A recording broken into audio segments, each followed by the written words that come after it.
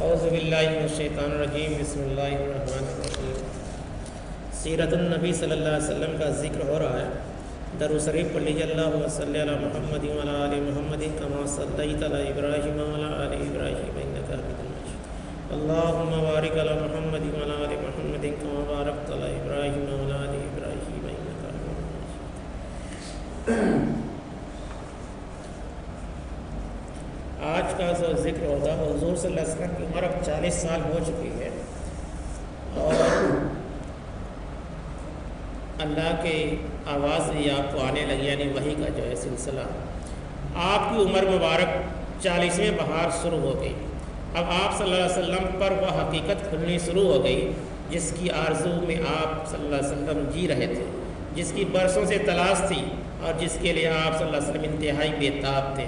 سال ہر سال کی عبادت اور ریاضت سے روح میں روشنی پھوٹ پڑی، دل آئینہ کی طرح چمک اٹھا، باطن ایک دمک اٹھا، اور آپ صلی اللہ علیہ وسلم پر ہدایت کا الہام ہونے لگا۔ آپ صلی اللہ علیہ وسلم پورا جا کے غار حرا میں اللہ کو تلاش کرتے تھے، غور فکر کرتے تھے، تو وہی یہاں پہ ذکر ہے۔ آپ صلی اللہ علیہ وسلم کو سچے خواب نظر آنے شروع ہوئے، ان سے آپ صلی اللہ علیہ وسلم پر حقیقت کھل گئی۔ تاریکی کا وہ پردے تار تار ہو گئے، انہیں چاک کرنے کے لیے آپ صلی اللہ علیہ وسلم بے چین تھے۔ آپ کے سامنے حق و ہدایت کی شاہراہ روشن ہو گئی۔ آپ صلی اللہ علیہ وسلم نے خواب میں دیکھا کہ دنیا کی رنگینی 4 دن کی چاندنی ہے، یہاں کی راحتیں اور لذتیں وقتی اور فانی ہیں۔ فانی میں فنا ہونے والی، ختم ہونے والی۔ آپ کو اندازہ ہوا قوم کتنی غلط باتوں میں گرفتار ہے، ان کے عقیدوں میں کتنا بگاڑ ہے، وہ سیدھی راہ سے کتنی دور ہے۔ اس وقت کے لوگ جو ہے، مکہ کے لوگ شرک و بدعت میں مبتلا تھے، بتوں کی پرستش کرتے تھے، ان سے منتیں مانگتے تھے، ان کے اوپر نظر چڑھاتے تھے۔ آپ صلی اللہ علیہ وسلم یہ جان گئے کہ تنہا اللہ ہی سب کا معبود ہے، وہی سب کا الہ ہے، وہی سب کا حاکم ہے، سارے اختیار کا مالک وہی ہے، اس کا کوئی شریک اور ساجی نہیں، سارے انسان اسی کے بندے ہیں، زمین و آسمان اسی کے تابع ہیں، وہ سب کو اس کے کیے کا بدلہ دے گا۔ وہ ذرہ برابر نیکی ہوگی وہ بھی سامنے آئے گی، اور بدی ہوگی یعنی برائی کی ہوگی وہ بھی سامنے آئے گی۔ قرآن میں بھی اللہ تعالیٰ نے یہ فرمایا ہے۔ آپ صلی اللہ علیہ وسلم کو برابر سچے خواب دکھائی دینے لگے، جو باتیں جاننے کے لیے آپ صلی اللہ علیہ وسلم بے چین تھے، جن کی حقیقت معلوم کرنے کے لیے آپ صلی اللہ علیہ وسلم بے قرار تھے، اب وہ سورج چاند کی طرح روشن ہو گئی۔ حق بالکل عیاں ہو کر سامنے آ گیا، باطل کی ساری حقیقت آپ صلی اللہ علیہ وسلم پر واضح ہو گئی۔ اس سے آپ صلی اللہ علیہ وسلم بے حد خوشی ہوئی، دل گلاب کی طرح کھل اٹھا، سینہ نور ایمان سے دمک اٹھا، لیکن ساتھ ہی گھبراہٹ طاری ہوئی۔ آپ صلی اللہ علیہ وسلم کو ایک زمانے سے حقیقت کی تلاش تھی، اس حقیقت کو پا کر آپ صلی اللہ علیہ وسلم کو بے پناہ خوشی ہوئی، لیکن اس کا اعلان کرنے پر قوم کا کیا رویہ ہوگا، یہ سوچ کر آپ صلی اللہ علیہ وسلم گھبرا اٹھے، خوف سے دل لرزنے لگا۔ آپ صلی اللہ علیہ وسلم نے اللہ نے آپ صلی اللہ علیہ وسلم کو ہدایت دی، وہ آپ کو راہ سجھائی جو اس کے نیک بندوں ہیں، لیکن قوم تو گمراہی کی دلدل میں پھنسی ہے۔ اسی ہدایت کی شاہراہ پر کون لائے گا، باطل سے انہیں بیزار کون کرے گا، حق اس کے دل میں کون اتارے گا۔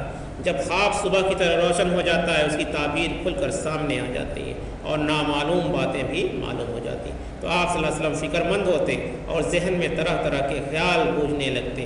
آپ نے خدیجہ رضی اللہ عنہ کو سارا حال سنایا، دل پر جو ہیبت طاری تھی وہ بھی بتائی۔ خدیجہ رضی اللہ عنہ نے ساری باتیں توجہ سے سنی، پھر آپ صلی اللہ علیہ وسلم کی ڈھارس بتائی۔ میرے سرتاج، آپ فکر نہ کریں، آپ جیسے پر شیطان کہاں راہ پا سکتا ہے۔ اس سال رمضان آیا تو آپ صلی اللہ علیہ وسلم غار حرا چلے گئے، اور ہر چیز سے کٹ کر غور و فکر کی عبادت میں لگ گئے۔ کسی وقت گھر والے بھی آ جاتے، وہ آپ صلی اللہ علیہ وسلم کو دیکھ کر اپنی آنکھیں کو ٹھنڈی کرتے، آپ صلی اللہ علیہ وسلم کے لیے کچھ کھانا پینا رکھ جاتے، غریب محتاج بھی آتے رہتے، آپ صلی اللہ علیہ وسلم کی اس سخاوت سے سیراب ہوتے۔ یوں ہی رمضان کے کچھ دن گزر گئے۔ ایک روز آپ صلی اللہ علیہ وسلم غار حرا میں آرام کر رہے تھے، صبح کا وقت تھا، اچانک ایک فرشتہ دکھائی دیا، انتہائی حسین اور جمیل فرشتہ، ہاتھ میں ریشم کا ایک ٹکڑا تھا، بولا اقرا، میں نے پڑھو۔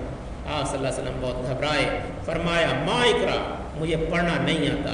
آپ صلی اللہ علیہ وسلم کو ایسا محسوس ہوا جیسے وہ جسم مبارک کو بھینچ رہا ہو، پھر چھوڑ دیا اور کہا اقرا، پڑھو۔ فرمایا ما اقرا، مجھے پڑھنا نہیں آتا۔ آپ صلی اللہ علیہ وسلم کو پھر محسوس ہوا جیسے وہ جسم مبارک کو بھینچ رہا، پھر چھوڑ دیا اور کہا اقرا پڑھو۔ آپ صلی اللہ علیہ وسلم کو اندیشہ ہوا، پھر وہ جسم مبارک کو بھیجے گا، اس بار اور زور سے بھیجے گا۔ فرمایا کیا پڑھوں؟ ماذا اقرا؟ فرشتے نے کہا اقرا بسم ربک الذی خلق، خلق الانسان من علق، اقرا وربک الاکرم الذی علم بالقلم، علم الانسان ما لم یعلم۔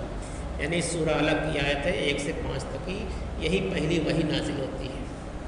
پڑھو اپنے رب کے نام سے جس نے پیدا کیا انسان کو خون کی پھٹکی سے۔ پڑھو تمہارا مہربان رب ہی ہے جس نے قلم سے سکھایا انسان کو وہ کچھ سکھائے جو اسے معلوم نہ تھا۔ فرشتے کے بتانے پر آپ صلی اللہ علیہ وسلم نے آیتیں پڑھی، پڑھتے ہی یاد ہو گئیں، ذہن پر نقش ہو گئیں، پھر فرشتہ چلا گیا۔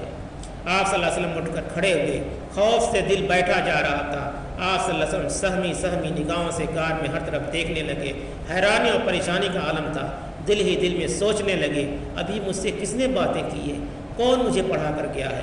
پھر تیزی سے غار سے باہر آئے، آپ صلی اللہ علیہ وسلم پر پہاڑ کی گھاٹیوں سے گزرنے لگے، پورا جسم کانپ رہا تھا، دل میں بار بار خیال آتا شروع میں جو خواب نظر آئے تو بالکل صحیح نکلے، ان سے بہت سی نئی باتیں معلوم ہو گئیں، جس چیز کی تلاش تھی وہ کھل کر سامنے آ گئی، لیکن وہ کون تھا جو ابھی یہاں کھڑا تھا اور وہ کون تھا جو پڑھنے کو کہہ رہا تھا۔ اچانک ایک آواز آئی، محمد صلی اللہ علیہ وسلم۔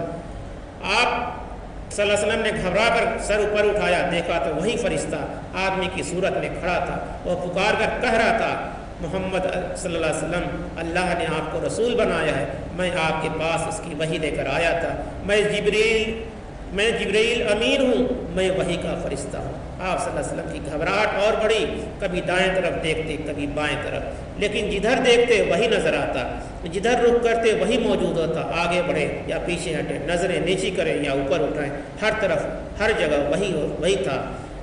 بہت دیر ہو گئی، آپ صلی اللہ علیہ وسلم یوں کھڑے رہے اور نہ جانے کیا کیا سوچتے رہے۔ ادھر بی بی خدیجہ رضی اللہ عنہا نے غار میں آپ صلی اللہ علیہ وسلم کے پاس آدمی بھیجا، آپ صلی اللہ علیہ وسلم وہاں نہ ملے، رشتہ داروں کو یہاں دکھوایا، وہاں بھی نہ تھے، یہاں وہاں آدمی دوڑا ہے لیکن نہ ملنا تھا، نہ ملے، کیوں آپ غار سے نکل چکے تھے۔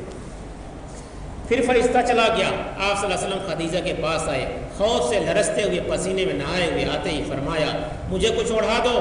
بی بی خدیجہ رضی اللہ نے چادر اٹھائی، آپ صلی اللہ علیہ وسلم کی یہ حالت دیکھ کر وہ گھبرا گئیں، دل میں خیالات مڑنے لگے، کیا آپ کی طبیعت خراب ہو گئی ہے، کیا تب رضا ہو گیا ہے، کیا کوئی آفت آ پڑی ہے۔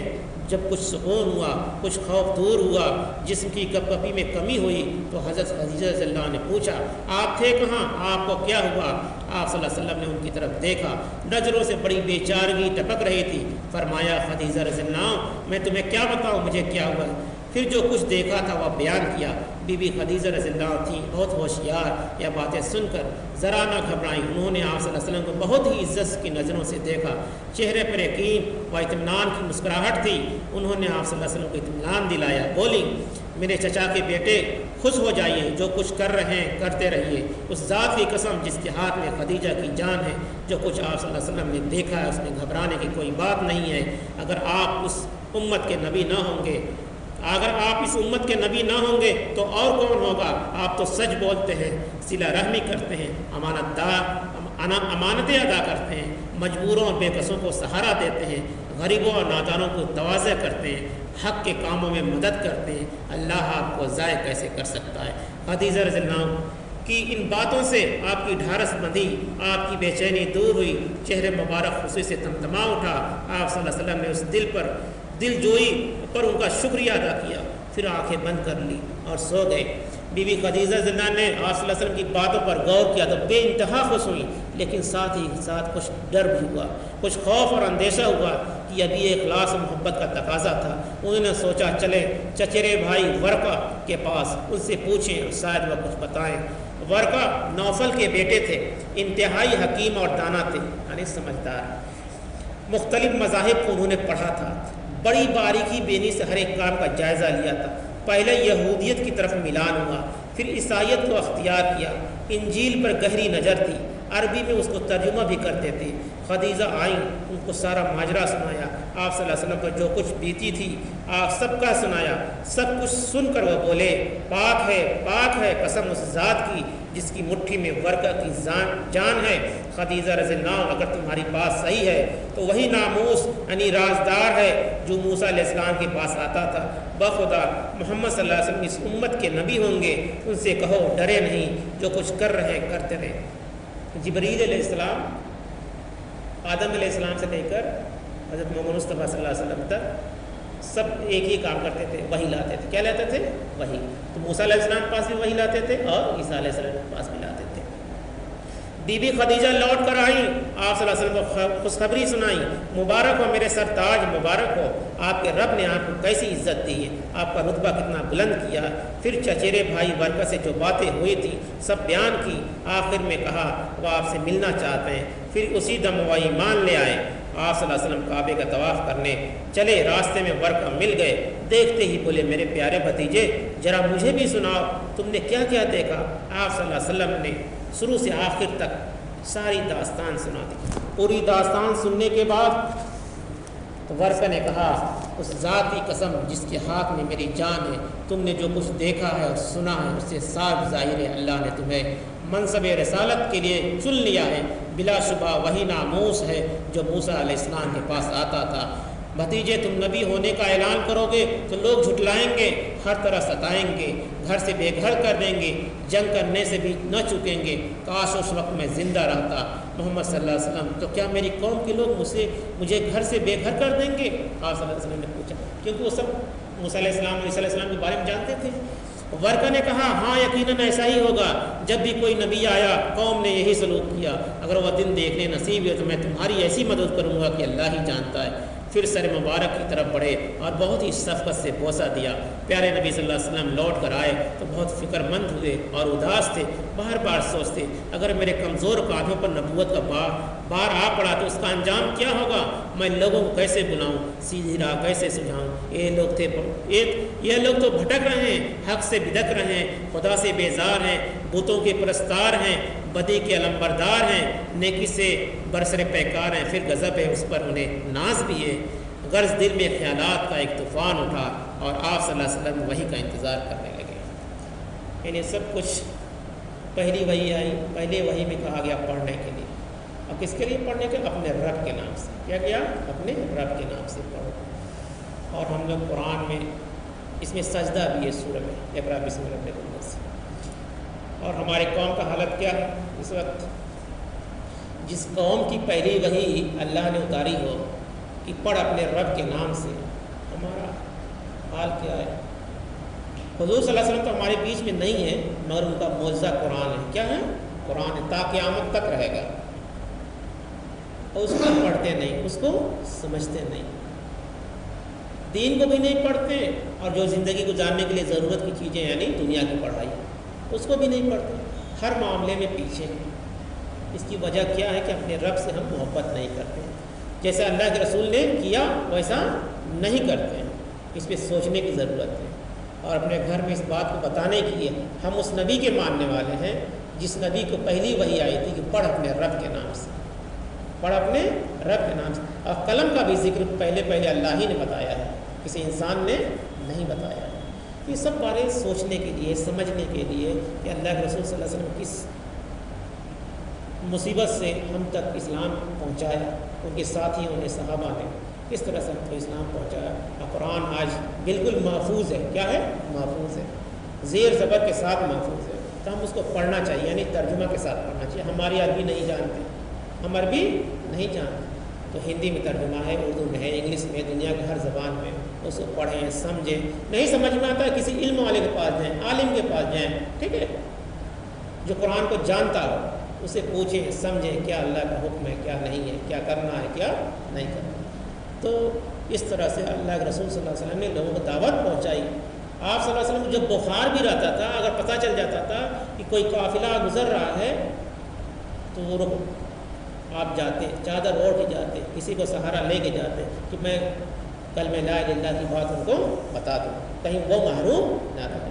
اس طرح سے محبت کرتے ہیں۔ تو ہم کو بھی اللہ اس کے رسول سے ایسی ہی محبت کرنی ہے۔ خدا کی قسم، حدیث ہے، خدا کی قسم تم مومن نہیں ہو سکتے۔ اللہ کے رسول صلی اللہ علیہ وسلم نے فرمایا، تو صحابہ نے پوچھا اللہ کون مومن نہیں ہو سکتا، یعنی مسلمان کون نہیں ہو سکتا؟ تو اللہ کے رسول نے فرمایا جب تک تمہارے نزدیک اللہ اور اس کا رسول سب چیزوں سے محبوب نہ بن جائے، یعنی سب چیزوں سے یا اس سے محبت نہ کرنے لگو، یعنی اپنی جان قربان کر دو، تب جا کے تم مومن کہلاؤ۔ یعنی پہلے اللہ سے محبت کرنی ہے، اس کے رسول سے محبت کرنی ہے، اس کے بعد اپنے ماں باپ سے، اس درجے سے بتایا ہے اللہ نے، تب ہم مسلمان ہیں۔ مومن کا جو مومن اسے کہتے ہیں جو شریعت پسند ہو، یعنی اپنی زندگی شریعت کے حساب سے چلائے۔ قرآن میں بار بار جو ذکر آتا ہے جنت کا وعدہ مومن کے لیے، کس کے لیے؟ مومن کے لیے۔ کلمہ جب پڑھ لیتا ہے تو مسلمان ہو جاتا ہے، اور جب شریعت پہ یعنی اللہ کے احکام پہ چل کے دکھا دیتا ہے پوری زندگی تو اسے کہتے ہیں مومن۔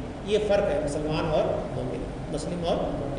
اللہ تعالیٰ سے دعا ہے کہ ہم لوگوں کو حضور صلی اللہ علیہ وسلم محبت کرنے اور ان کے بتائے ہوئے راستے پہ چلنے کی توفیق عطا فرمائے، آمین ثم آمین۔ سبحان اللہ بحمدہ، سبحانک اللہ بحمدک، ونشہد ان لا الہ الا اللہ ونستغفرک ونتوب الیک۔ سبحان ربک رب العزۃ عما یصفون، وسلام علی المرسلین، والحمد للہ رب العالمین۔